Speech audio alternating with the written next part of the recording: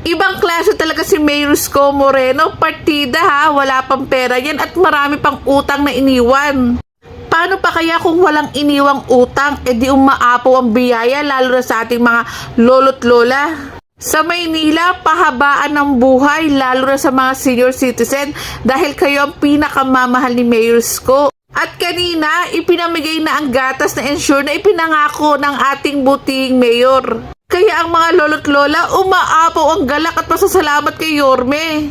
Real talk lang tayo ha, kahit ano pang sabihin at ibato nyo kay Yorme, siya lang ang may malasakit at pagmamahal sa mga senior citizen. Imaginin mo, isang buwan pa lang nakakaupo si Yorme pero ang dami niya nang napatunayan. Kung husay, malasakit at pagmamahal ang batayan, naku po, ilalampaso kayo ni Yorme. Kaya sa mga crocs dyan, itigil niyo na yung pangbubulsa, unahin niyo yung kapakanan ng taong bayan. Kaya sa mga lolo't lola natin dyan, naku po, ang dami pang sorpresa sa inyo ni Yorme. Kaya yung mga nagko-comment sa atin, napapasana all lang talaga.